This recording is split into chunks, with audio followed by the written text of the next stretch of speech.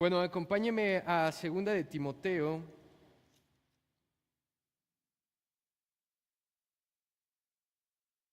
capítulo 2,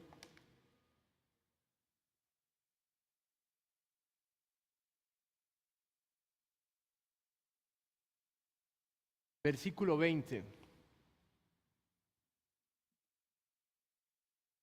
Segunda de Timoteo 2:20 dice: pero en una casa grande no solamente hay utensilios de oro y plata, sino también de madera y de barro, y unos son para usos honrosos y otros son para usos viles.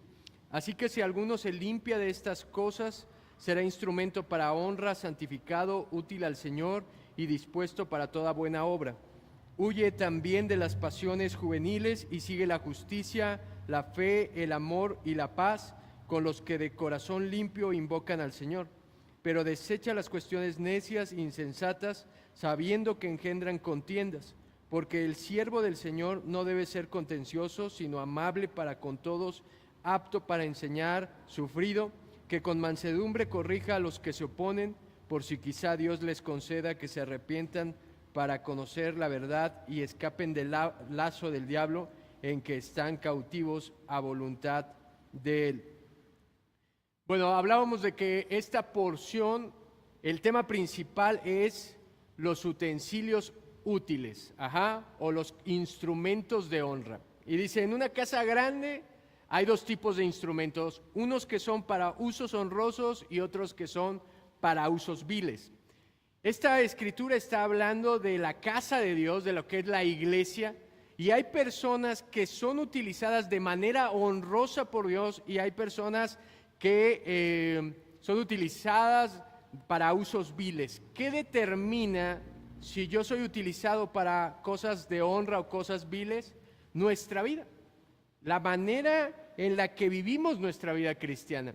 Y Pablo da una lista de 9 características que debe de tener un instrumento honroso. ¿Cómo tiene que ser la vida de los instrumentos que son de honra?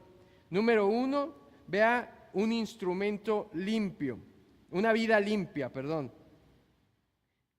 Dice el versículo 21, así que si alguno se limpia de estas cosas, es decir, de las cosas viles, será instrumento de honra.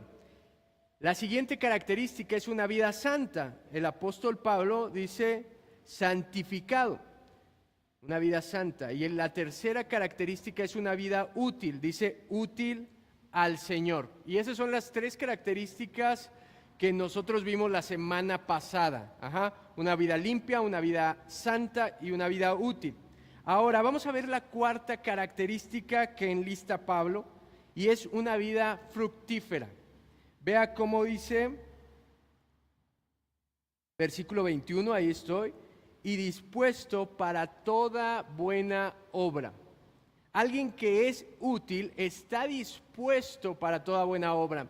Y estar dispuesto es una actitud de estar disponible, de estar disponible, estar listo.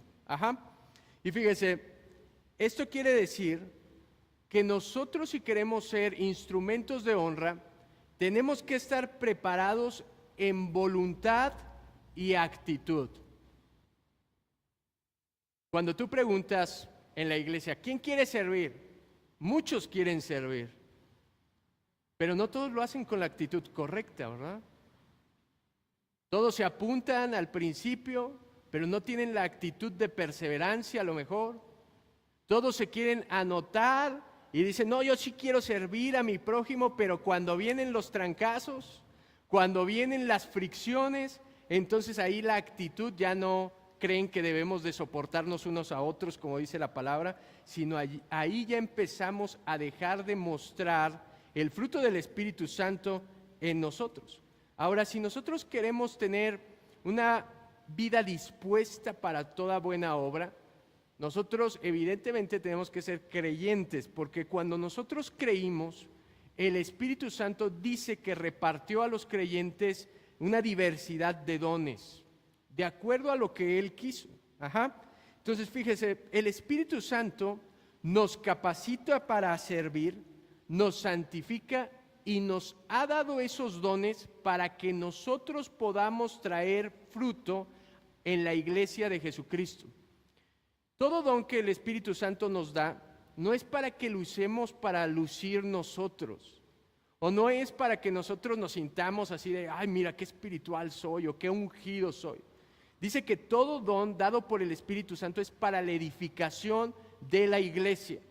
Cuando yo pienso en venir a la iglesia, lo que tengo que pensar es cómo yo puedo servir a la iglesia, cómo puedo ser primero, como vimos, útil para el Señor, y después cómo a través de las habilidades y los dones que Dios me ha dado, cómo puedo servir a otros para que ellos sean edificados en el Señor.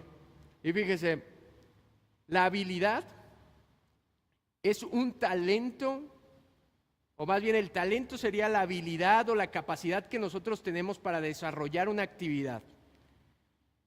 Puede ser, a lo mejor usted canta muy bonito, ese no es un don, es un talento que Dios le ha dado. Un talento puede ser, a lo mejor usted dice, yo no tengo grandes cosas o así, pero sabe cocinar, y ese talento Dios se lo ha dado para servir a otros. A lo mejor usted saluda muy bien a la gente que llega a la iglesia, tiene ese talento. Y los dones, fíjese, son esa capacidad sobrenatural que no depende de nosotros, que nos ha dado Dios por gracia, por un regalo, para que nosotros a través de nuestra vida seamos de bendición a otros. Entonces, la manera en la que yo voy a dar fruto va a ser a través de que yo ponga mis talentos, mis dones y mi obediencia a la palabra de Dios al servicio de otros. Mire, algo que pasa es que yo no sé si es un fenómeno después de la pandemia, pero la gente se quiere involucrar muy poco en la iglesia o en el servicio de la iglesia. Usted no puede tener una vida fructífera si no se involucra con otras personas de la iglesia. Es imposible. La manera en la que usted va a ser perfeccionado es cuando usted pone su don, su talento a trabajar. ¿No es cierto? ¿Cómo uno llega a cantar mejor? Pues practicando el canto. ¿Cómo uno llega a ser mejor en un instrumento? Practicando, tocando el instrumento muchas veces. Al igual nosotros en nuestra vida, con nuestros talentos y dones, tenemos que ponerlos para ayudar a otras personas. Tenemos que ser gente que esté bendiciendo a otros a través, o más bien que Dios bendiga a otros a través de nuestra vida. Entonces, si quiere ser instrumento de honra, tiene que ser alguien que tenga una vida fructífera. Y la quinta característica, mire, acompáñeme al versículo 22. Pablo le dice a Timoteo, huye también de las pasiones juveniles y sigue la justicia, la fe, el amor y la paz, con los que de corazón limpio invocan al Señor. La quinta característica es una vida pura. ¿Quiere ser de honra, un instrumento de honra? Tiene que tener una vida pura. Si se fija, él utiliza la palabra corazón limpio. Es lo mismo. Una vida pura, un corazón limpio.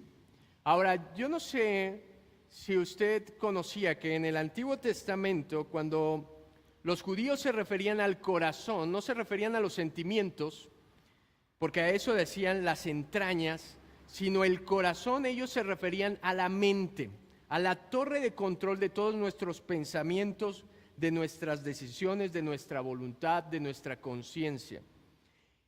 Y Pablo le está diciendo que él tiene que tener una mente santa, una mente pura, una mente que tenga discernimiento. Luego somos muy simples, o el cristiano que no ha llegado a una madurez es muy simple en determinar qué está bien y qué está mal. Y muchas veces nosotros decimos, ¿qué es pecado?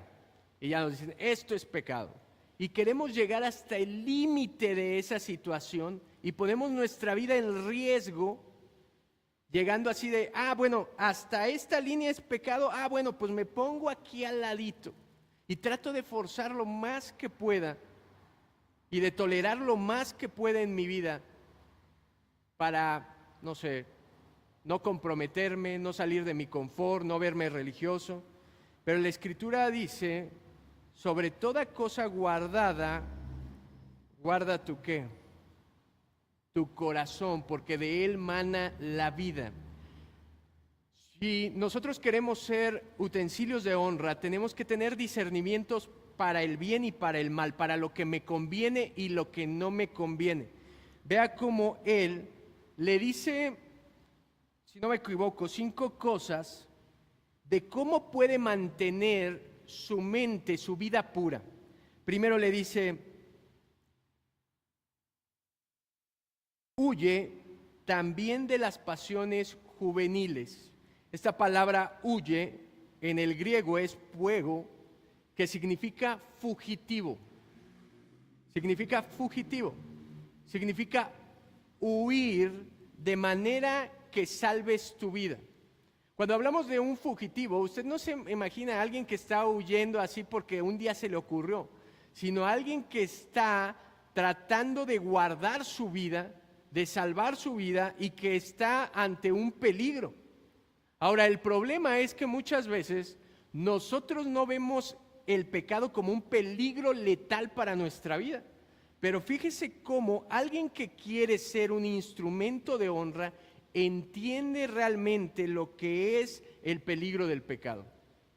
El peligro de que su vida caiga en pecado. Y entonces, huir no es opcional. Pablo no le está diciendo, resiste las pasiones juveniles, resiste el pecado, aguanta, ahí quédate quieto. Le está diciendo, huye, corre por tu vida. Ahora, si usted lo recuerda, Timoteo es un pastor joven. Aproximadamente ha de tener 34, 35 años.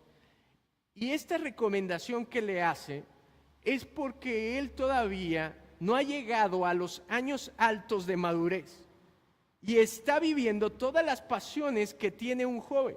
Y no solamente le está hablando de la pureza en la vida sexual, porque obviamente a esta edad podría tener muchas tentaciones Timoteo, y si él pecaba con alguna de las hermanas de la iglesia o con otra persona, si de por sí ya estaba luchando con los falsos maestros, imagínese lo que hubiera representado para el ministerio de Timoteo caer en un pecado de carácter sexual. Hubiera sido una lápida para su ministerio que no lo hubiera dejado enfrentar con la sana doctrina a los falsos maestros, porque le hubieran dicho, oye, ¿de qué me quieres predicar si tú vives de manera indecorosa? Ahora, no solamente tenía esa pasión Timoteo, sino el joven es caracterizado como tiene fuerza, como tiene vigor, es muy imprudente. Quiere hacer todo al aventón, ¿no? Todo rápido, todo emocional, y le está diciendo, huye de esas pasiones que te llevan. No solamente eso, sino que un joven puede padecer de orgullo.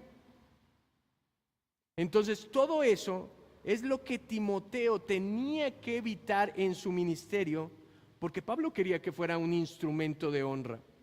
Ahora, aprendí algo muy interesante de este texto, y es que el creyente que no huye del pecado y va hacia la justicia, será sorprendido tarde o temprano por el pecado. El creyente que no huye del pecado y va hacia la justicia, tarde o temprano será sorprendido por el pecado. No solamente basta con correr del pecado, sino tienes que correr a la dirección correcta. ¿Sí me explico? Tienes que correr hacia la dirección correcta. Fíjese cómo él dice, y sigue la justicia. Sigue la justicia. Huye del pecado y sigue la justicia. Dice Romanos 12:21, no seas vencido por lo malo, sino vence con el bien el mal. Nosotros no solamente evitamos el mal, sino contrarrestamos el mal haciendo el bien. ¿Qué significa vivir la justicia, que fue una de las características de la que nuestro Señor nos habló en las bienaventuranzas. Y la justicia es cuando nosotros amamos lo correcto de Dios y vivimos de acuerdo a la palabra de Dios. Seguir la justicia no es otra cosa que nuestra vida sea congruente con la palabra que nosotros creemos. Nuestra vida tiene que reflejar que está llena de la palabra de Dios. Me gusta como Charles Spurgeon decía, de modo que si a un cristiano lo cortan, sangraría Biblia. De modo que nuestra vida esté llena por completo de lo que es la palabra de Dios. Y mire, no solamente le dice que busque la justicia, viva de acuerdo a la palabra de Dios, sino también le dice la fe. Tiene que seguir la fe. Un instrumento de honra sigue la fe. Y esta palabra de fe significa fidelidad. Fidelidad. El creyente será leal a Dios, será leal a su voluntad y será leal a la palabra de Dios y al pueblo de Dios. ¿Qué le quiero decir? Nuestra lealtad no es para con un hombre, nuestra lealtad no es para con el pastor, nuestra lealtad no es para con la congregación o la institución donde nosotros nos congregamos, tenga el nombre que tenga. A veces he escuchado que en las iglesias dice, te tienes que poner la camiseta y tienes que ser fiel aquí. Y vas a ser fiel o no vas a ser fiel, si no, no te doy permiso de que sirvas. Nuestra fidelidad no está para con ningún hombre, nuestra fidelidad está para con Dios. Y si nuestra iglesia está de acuerdo a la palabra de Dios, si nuestros líderes viven acorde a la palabra de Dios, entonces no tendría que ser cuestionada nuestra lealtad, porque si somos leales a Dios, vamos a seguir el mismo camino que sigue nuestra iglesia local, el mismo camino que siguen nuestros líderes, pero la fidelidad la tenemos que mostrar, el compromiso es con Dios y con su palabra, con nadie más. Mire, es sorprendente cómo cuando estábamos en otro tiempo, la verdad es que muchas veces fuimos leales al hombre. Y fuimos leales porque nosotros sentíamos que tenía una posición muy importante y que nos podía recompensar. Pero cuando hemos llegado aquí y nosotros hemos dicho que el pastor de pastores es Cristo y nadie está por encima de nadie, y no creemos en la competencia del liderazgo, te das cuenta que mucha gente ha dejado de servir con la misma pasión, con el mismo compromiso que tenían antes, porque ahora ya no son recompensados visiblemente. Pero necesitamos recordar que nuestra fidelidad no es para con otra persona, es para con Dios. El único que puede recompensarnos de una manera gratificante va a ser nuestro Señor cuando Él regrese. ¿Se imagina ese día? ¿Se imagina cuando lo llame y le diga, siervo fiel, en lo poco fuiste fiel, sobre mucho te pondré? Entra en el gozo de tu Señor. Ese día va a ser increíble. Ahora, no solamente en la fe, en la fidelidad, sino también dice, versículo 22, el amor. Sigue el amor. El instrumento de honra sigue el amor. Y esta palabra amor, yo creo que se la sabe ya de memoria, es la palabra ágape, que habla de un amor incondicional, y es un amor no de las emociones, sino un amor de la mente y de la voluntad. No quiere decir que un día siento que amo a Dios y al otro día digo, no lo amo, no siento amarlo hoy. ¿Sabe por qué fracasan hoy en día los matrimonios? Porque tienen ese concepto.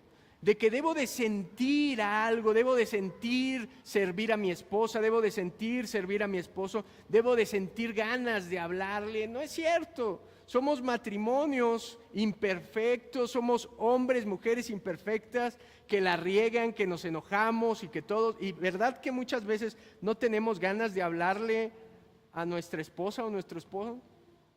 Muchas veces no nos dan ganas de servirle, pero escuche, el amor no es la emoción, el amor es la voluntad de que yo he decidido amar, servir y entregar mi vida por esa persona. Y nosotros los creyentes hemos decidido amar a nuestro Dios porque Él nos amó primero y entregar nuestra vida en sacrificio a Él. Fíjense, el amor ágape se basa en el bienestar del amado, no en la gratificación personal. ¿Escuchó? Se basa en el bienestar del amado, en el bienestar de la otra persona, no en la gratificación que me pueda provocar. Y esa es la manera en la que nosotros debemos de vivir esta vida pura, esta mente que discierne, buscando agradar únicamente a Dios. A pesar de lo que yo pueda estar viviendo, a pesar de las circunstancias, a pesar de la enfermedad, a pesar de que el ministerio no sea difícil, a pesar de que el ministerio me cueste un sacrificio, debo de amar a Dios buscando que Él se sienta honrado, que Él sea adorado y que Él sea exaltado. Ahora dice, no solamente el amor, sino dice, y la paz. El creyente seguirá la paz. Y esta palabra de paz significa serenidad. Serenidad. No es una ausencia de lucha, como podría ser una guerra, sino más bien es una relación armoniosa y amorosa entre Dios y el hombre. Es una relación perfecta. El instrumento de honra va siempre a buscar estar en paz con su Dios. Va a buscar estar limpio delante de Dios. Va a buscar dejar su pecado, confesar su pecado, arrepentirse y quitar todo lo que lo separe de su Dios. Ahora,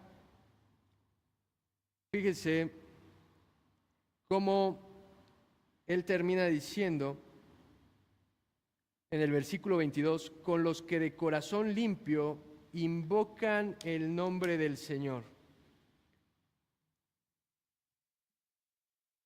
Dice que nosotros vamos a huir del pecado y vamos a seguir estas cosas que es la justicia, la fe, el amor y la paz con los que invocan el nombre del Señor. ¿Y quiénes son esos que invocan el nombre del Señor? Los creyentes auténticos. Nosotros vamos a caminar con los que verdaderamente son creyentes, no los que dicen ser cristianos, sino los que verdaderamente lo son. Acompáñeme a Hechos para reforzar este punto. Hechos, capítulo 20.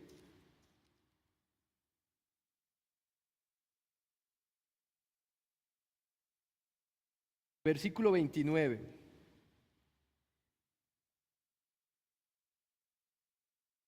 Dice Pablo, porque yo sé que después de mi partida entrarán en medio de vosotros lobos rapaces que no perdonarán el rebaño. Y de vosotros mismos se levantarán hombres que hablen cosas perversas para arrastrar tras sí a los discípulos.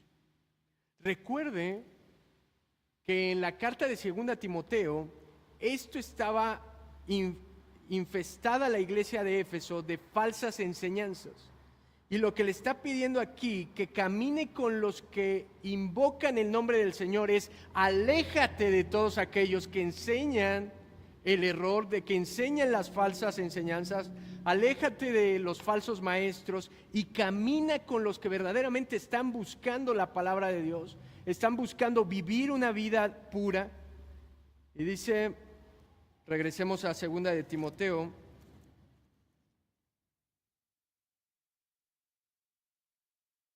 capítulo 2,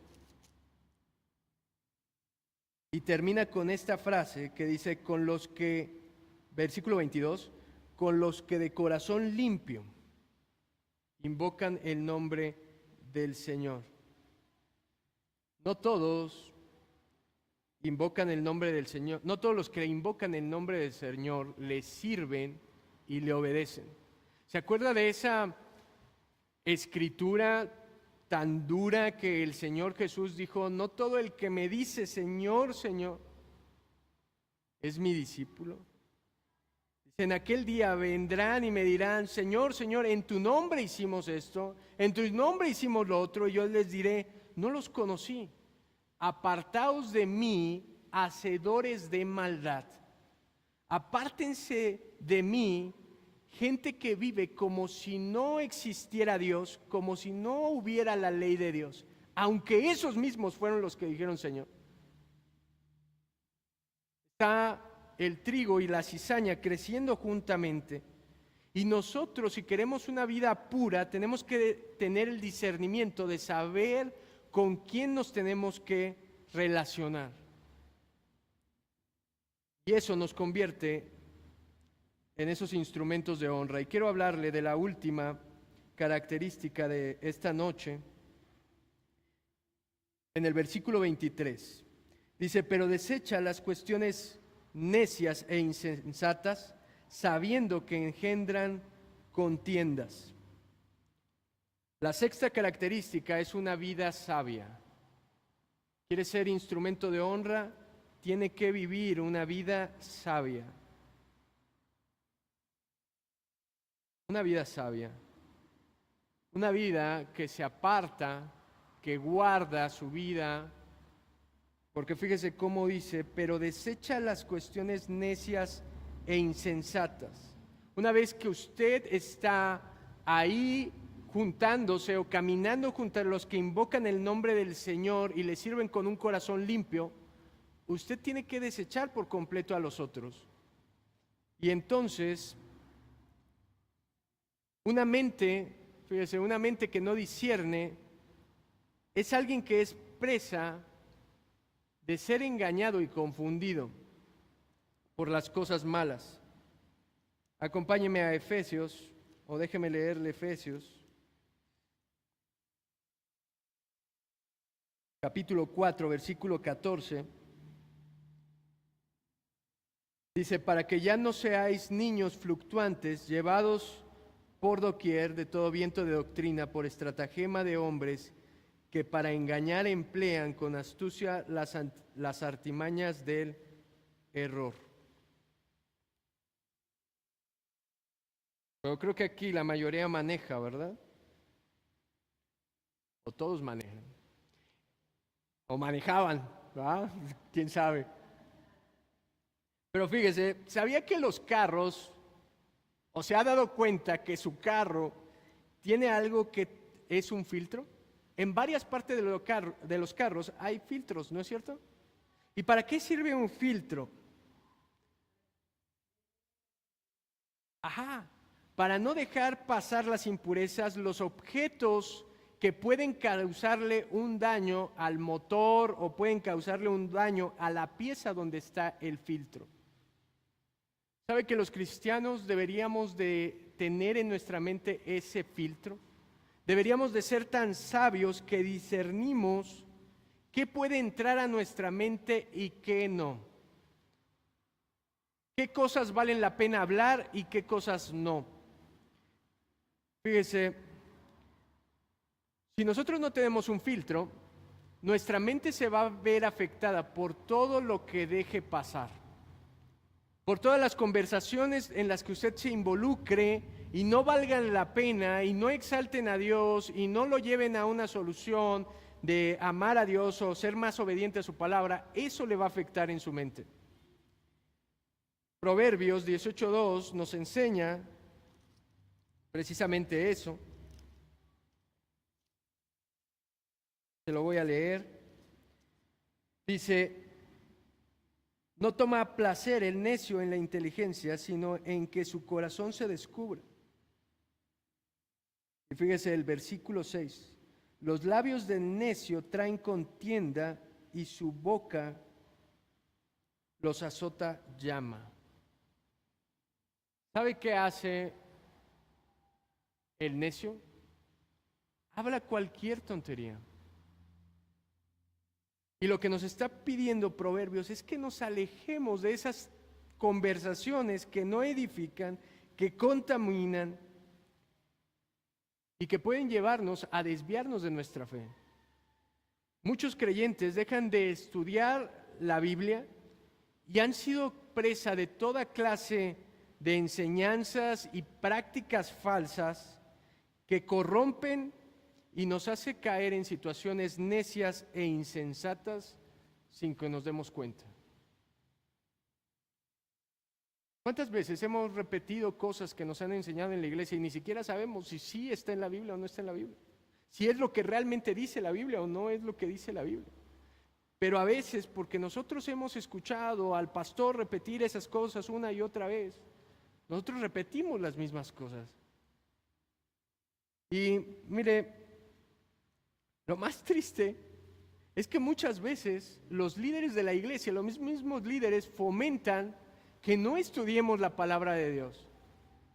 Y dicen, escúcheme y aprenda esto, porque al cabo ni lee su Biblia. No, ¿cómo que no lee su Biblia? Lea su Biblia.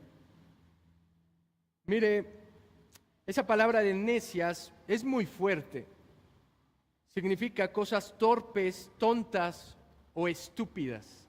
Así se traduce.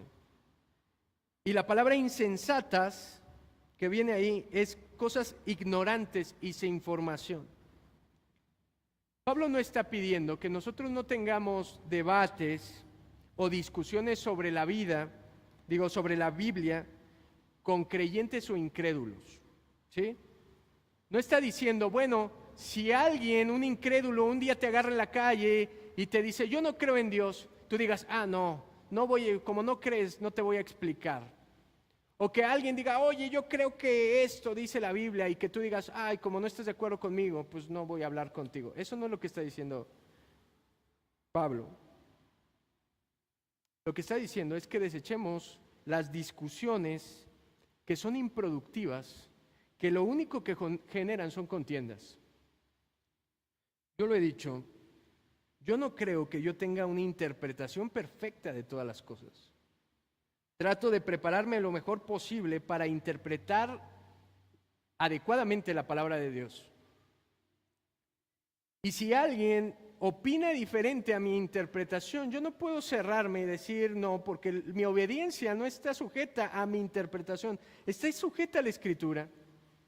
Y si esa persona viene y nos muestra con la Escritura que estamos mal, nosotros tendríamos que ser tan dóciles, humildes y obedientes a la palabra de Dios que cambiemos nuestra forma de pensar o de actuar.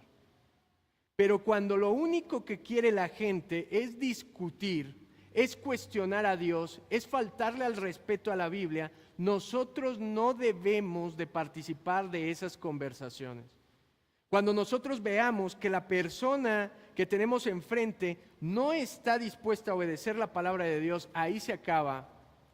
Ahí nos reservamos el derecho de hablar la palabra, porque es una plática improductiva, es una discusión improductiva. Entonces, el mandato es desechar todo lo que cuestione a Dios, lo que genere dudas, lo que traiga incredulidad y que saque al creyente de sus convicciones. Y esas son, hasta ahorita, las 6 características que llevamos para ser instrumentos útiles. Se lo repito, una vida limpia, una vida santa, una vida útil, una vida fructífera, una vida pura y una vida sabia. Así es que luchemos en esta vida por ser útiles y de honra para nuestro Señor. Amén. ¿Por qué no me acompaña a orar?